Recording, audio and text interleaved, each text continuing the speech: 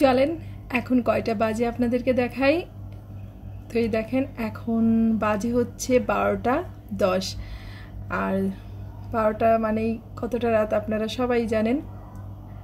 প্রায় সব জায়গায় সবাই ঘুমিয়ে পড়েছে। আর আমার হাজবেন্ড এখন বসে আম কাটছে।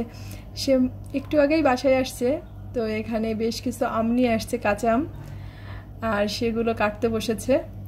তো এই কাঁচা আমগুলো হচ্ছে ফ্রিজে সংরক্ষণ করা হবে, তাই মানে এগুলো কেটে রাখছে, কারণ যখন আমের সিজনটা না থাকে তখন কিন্তু আম ডাল, আমের চাটনি এগুলো খেতে অনেক সময় ইচ্ছা করে, তখন কিন্তু এই আমগুলো ভীষণ উপকারে আসে। তো সে আমাকে আর কি বলেনি, সে নিজেই এই যে এভাবে কেটে আর কি রেখে দিচ্ছে। তো ভাবলাম একটু আপনাদের সাথে ভিডিও করে শেয়ার করি। আর যেহেতু ভালো লাগে আর ভালো কি সব কিছু আপনাদের সাথে আমার শেয়ার করি, তাই আর কি শেয়ার করলাম। তো শেষ কথা কি জানেন, এমন একজন মানে সাহায্যকারী বা এমন একজন সহকারী থাকলে বাসায় আর কি লাগে বলেন। নমস্কার, আমি লিপি সাহা। হ্যালো এভরিওয়ান, কী অবস্থা, কেমন আছেন সবাই? আশা করছি খুব খুব ভালো আছেন সবাই। আমরাও ভালো আছি আপনাদের আশীর্বাদে, ঈশ্বরের কৃপায়। আর আপনারা যে যেখান থেকে আমার ভিডিওটা দেখছেন সবাইকে অনেক অনেক ওয়েলকাম আমার নতুন আরও একটা ভিডিওতে। আর এটা হচ্ছে পরের দিন সকালবেলা। তো এখানে ক্যামেরাটা ধরে রয়েছি, তার কারণ হচ্ছে দেখেন এখানে গাছে কতগুলো পাখি বসেছে। আর পাখিগুলো কি করছে, ওই তুলসী গাছের যে বীজ আছে তো সেগুলোকে খাচ্ছে। আবার অনেক সময় এখানে বানরের জন্য খাবার রেখে দিই, তো ওরা এসে এগুলো খায়।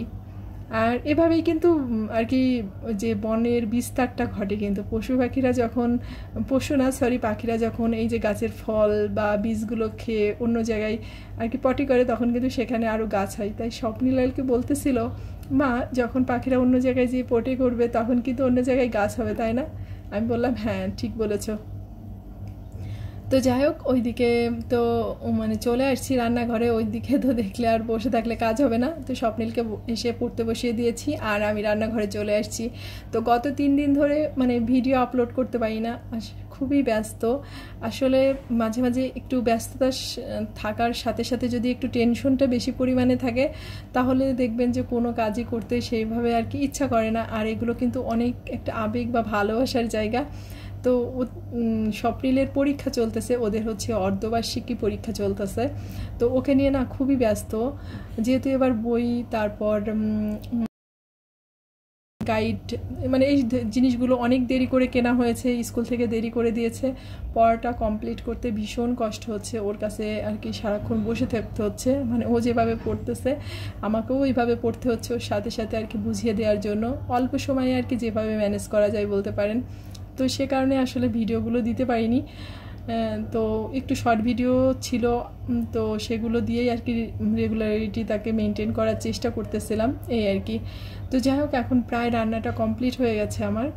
তো এখানে হচ্ছে মাছের ডিমের চচ্চড়িটা করব, যেটা তো আমাদের বাসায় সবাই ভীষণ পছন্দ করে।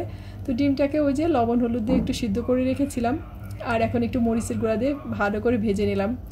আর এই ডিম ভাজাটা দেখলে স্বপ্নীল এসে শুধু বারবার করে খায়, মানে ও ভীষণ পছন্দ করে এই ডিম ভাজাটা। আর এখানে হচ্ছে আলু, পটল আর পেঁয়াজ কেটে নিয়েছি, কিছু মানে ডাটা দিয়েছি। তো এটা দিয়ে আর কি চচ্চড়িটা রান্না করব। আর এই চচ্চড়িটা কিন্তু গরম ভাতেও মজা লাগে, আবার রুটি দিয়ে খেতেও কিন্তু ভীষণ মজা লাগে। তো দেখেন চচ্চড়িটা ঢেকে দিয়েছিলাম, জল বেরিয়ে গেছে, নরম হয়ে গেছে। তো এখান থেকে ডিম দিয়ে দিলাম আর কিছুটা স্বপ্নীলের জন্য রেখে দিলাম।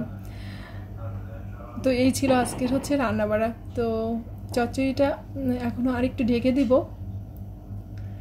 তো নামানোর আগে একটু সর্ষের তেল দিয়ে দিলাম, কারণ দেখবেন চচ্চড়ি জাতীয় জিনিসগুলো একটু তেল তেল হলে খেতে বেশি ভালো লাগে। মানে ভাতের সাথে মাখলে একটু তেল তেল ভাব থাকবে, তখন কিন্তু সেই জিনিসটা বেশি সুস্বাদু লাগে।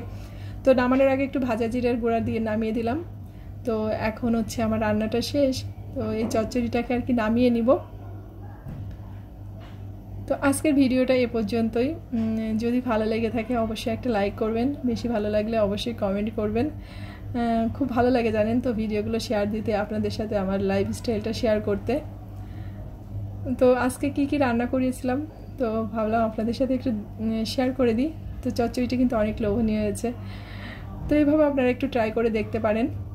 তো এই যে যা যা রান্না করেছিলাম, এখানে শিং মাছ দিয়ে আর শোলা কচু দিয়ে রান্না করেছি, এইদিকে পটল ভাজি করেছি, ডাল রান্না করেছি, চচ্চড়ি করেছি। তো আজকের ভিডিওটা হচ্ছে এ পর্যন্তই। সবাই খুব ভালো থাকবেন, সুস্থ থাকবেন, আর অবশ্যই সাবধানে থাকবেন, ভালো থাকবেন সবাই।